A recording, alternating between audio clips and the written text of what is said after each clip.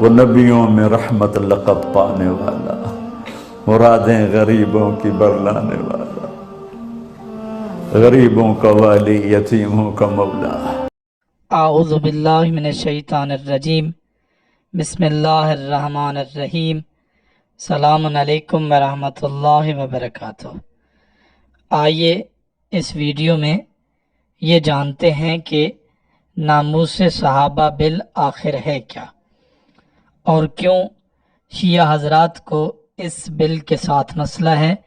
یہ سب کچھ جاننے سے پہلے کچھ ویڈیو میں آپ کے سامنے رکھتا ہوں، وہ ویڈیو سننے کے بعد پھر انشاءاللہ ہم اس بل کے بارے میں گفتگو کرتے ہیں۔ وہ دن آنے والا ہے انشاءاللہ کہ سینٹ پہ جب یہ قانون پاس ہو کر اور قانون پاکستان بن جائے گا، ناموس صحابہ کے شہداء اپنے قبروں میں اچھل کود کر خوشی منائیں گے انشاءاللہ۔ جب تک سورج چاند رہے گا، جب تک سورج چاند رہے گا، جب بھی تیرا قافلہ، جب بھی تیرا قافلہ، میں اعلان کرتا ہوں کہ جنوی کا روح قبر میں خوش ہوگا۔ خوشی کی لہر ہے۔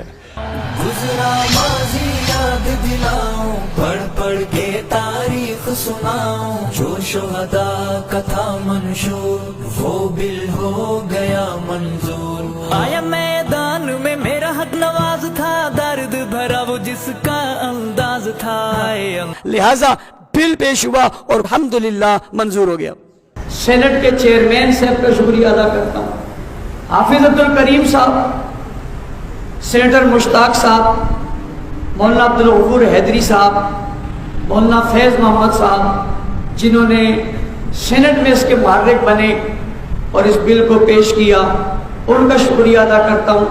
قائد جمعیت مولانا فضل الرحمان صاحب، جن کا ایک کردار تھا، ان کا شکریہ ادا کرتا ہوں۔ جماعت اسلامی کے ممبر مولانا عبد اکبر چترالی صاحب نے جو بل پیش کیا، اس بل کو بنا کر انہیں دیا گیا اور ہماری جماعت کے ذمہ داروں نے دیا۔ پاکستان رائے حق پارٹی اور مسلم لیگ نون کے مابین وزیر اعلیٰ پنجاب کے انتخابات کے حوالے سے رانا ثناء اللہ صاحب صدر پاکستان مسلم لیگ نون پنجاب اور مولانا معاویہ اعظم طارق پارلیمانی لیڈر پاکستان رائے حق پارٹی کی قیادت میں ملاقات ہوئی اور مندرجہ ذیل امور پر اتفاق رائے پایا۔ ناموس رسالت، ناموس صحابہ و اہل بیت کے لیے مؤثر قانون سازی کو یقینی ہو کتا اور بھونکے نہ، ایسا کبھی بھی نہیں ہو سکتا۔ ہو شیعہ اور صحابہ پہ تبرہ نہ کرے کوئی۔ عام نہاد اذان جس میں 3 ٹائم پر اشہد ان امیر المومنین و امام المتقین و خلیفۃ بلا فصل علی ولی اللہ، یہ اذان دہشت گردی پہ مبنی، دہشت گردی پہ مبنی۔ محترم سامعین، آپ نے ان ویڈیوز میں ملاحظہ فرمایا کہ جب بل منظور ہونے سے پہلے ہی اتنا زیادہ شدت پائی جا رہی ہو، جب ایک دوسرے کی اذانوں کو جو ہے وہ دہشت گردی کہا جا رہا ہو، ایک دوسرے کی اذانوں کو جو ہے وہ دوسرے مسلک کی توہین سمجھا جا رہا ہو، جہاں پر ایک دوسرے کے چہرے دیکھنا گوارا نہ کیا جا رہا ہو، جہاں پر ایک دوسرے کے لیے غلیظ زبان استعمال کی جا رہی ہو، وہاں پر جب یہ بل منظور ہو جائے گا تو اس صورت میں اس ملک میں اور زیادہ انتشار پیدا ہوگا۔ یہی وجہ ہے کہ شیعہ علماء، شیعہ ذاکرین سب جو ہے وہ ایک پلیٹ فارم پر جمع ہو کر اس بل کو مسترد کر رہے ہیں کہ اگر یہ بل آ گیا تو پھر ہر طرف جو ہے وہ خون کا عالم ہوگا، ہر طرف جو ہے وہ انتشار کا عالم ہوگا۔ ہاں، اگر آپ اس بل کو منظور بھی کرنا چاہتے ہیں تو کچھ اصطلاحات کی ضرورت ہے۔ ان اصطلاحات کو ٹھیک کرنے کے بعد، لاگو کرنے کے بعد آپ یہ بل منظور کر سکتے ہیں۔ ان اصطلاحات میں سے 5 اصطلاحات جو ہے وہ ہم اپنے اس ویڈیو میں بیان کریں گے۔ ان اصطلاحات میں سے پہلی اصطلاح، اگر آپ نے اس بل کو پاس کرنا بھی ہے تو اس کے غلط استعمال پر بھی سزا تجویز کی جائے، تاکہ کوئی اپنی ذاتی اناد کو توہین کا رنگ دے کر کسی کی زندگی کو خراب کرنے کی کوشش نہ کرے۔ کیونکہ آپ نے خود دیکھا جب توہین رسالت کا بل ہمارے پاس منظور ہے تو کئی ایسے کیسز ہمارے پاس آئے ہیں جس میں اپنی ذاتی دشمنی کو توہین رسالت کا رنگ دے کر ایک شخص کو قتل کر دیا جاتا ہے، جس طرح سری لنکا کے اس ایک شخص کا واقعہ، یا ابھی جیسے واقعات ہوئے ہیں جڑاں والا کے، تو اس طرح کے واقعات جو ہے وہ روکے جا سکیں۔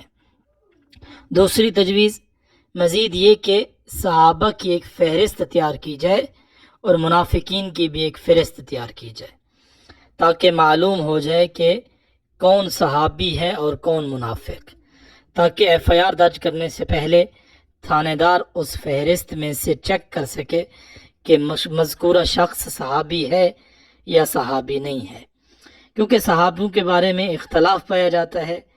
کچھ حضرات کسی کو صحابی مانتے ہیں، کچھ نہیں مانتے، تو جب شخصیات میں اختلاف ہے کہ ایک کے ہاں وہ صحابی ہے، ایک کے ہاں وہ صحابی نہیں ہے، تو صاف ظاہر ہے جب اس کے بارے میں گفتگو آئے گی تو ایک کے ہاں وہ توہین شمار ہوگی، ایک کے ہاں توہین شمار نہیں ہوگی۔ تو سب سے پہلے صحابی اور منافق کو علیحدہ علیحدہ کیا جائے، اس کے بعد اس بل کو منظور کیا جائے۔ مزید یہ کہ ایک فہرست بھی تیار کی جائے کہ کون کون سے صحابہ کرام نے ایک دوسرے کی توہین کی تھی، تو توہین کرنے والے صحابی سے بیزاری کا اظہار کرتے ہوئے ان کے بارے میں بات کرنے پر یا تو سزا نہ رکھی جائے یا پھر اگر سزا میں نرمی کا فیصلہ کیا جائے، کیونکہ اگر آپ صحابہ کی تاریخ پڑھیں تو صحابہ کی تاریخ میں جو ہے وہ کئی ایسے واقعات ملتے ہیں کہ ایک صحابی دوسرے صحابی سے لڑتا ہوا دکھائی دیتا ہے، ایک صحابی دوسرے صحابی کی توہین کرتا ہوا دکھائی دیتا ہے۔ تو اس صورت میں جب جو ہے وہ آپ ایک فہرست بنا دیں گے کہ اس صحابی نے اس صحابی کی توہین کی تھی، بس اگر کوئی اس کی توہین کرتا ہے تو اس کو سزا نہیں دی جائے گی۔ چوتھی اصطلاح مزید یہ کہ قرآن کی آیات، صحاح ستہ اور دیگر سنی کتاب، کتب، احادیث اور تاریخ میں سے روایت پڑھنے کو توہین قرار نہ دیا جائے۔ آپ جانتے ہیں کہ ایک علم مناظرہ ہوتا ہے، علم تحقیق ہوتی ہے، اس میں جو ہے وہ اگر کوئی شیعہ اہل سنت کی کتاب کا حوالہ دیتے ہوئے کوئی روایت پڑھتا ہے یا کوئی سنی شیعہ کتاب کا حوالہ دیتے ہوئے کوئی روایت پڑھتا ہے تو اس کو بھی توہین میں شمار نہ کیا جائے۔ کیوں؟ کیونکہ وہ دلیل کے ساتھ بات کر رہا ہے، وہ لاجک کے ساتھ بات کر رہا ہے۔ اسی طرح آخر میں اس بات کا بھی ایک دفعہ جائزہ لیا جائے کہ توہین صحابہ کے بارے میں نبی اکرم صلی اللہ علیہ وآلہ وسلم نے کیا سزا تجویز فرمائی تھی، کیونکہ ہم نبی سے جو ہے وہ آگے نہیں بڑھ سکتے۔ جو سزا نبی اکرم صلی اللہ علیہ وآلہ وسلم توہین صحابہ پر دیتے تھے وہی سزا ہی پاکستان میں رائج ہونی چاہیے۔ کہیں ایسا نہ ہو کہ کہیں صحابی کے چاہنے والے نبی اکرم کی مخالفت کرتے ہوئے اپنی آخرت کو خراب نہ کر لیں۔ والسلام علیکم ورحمۃ اللہ وبرکاتہ۔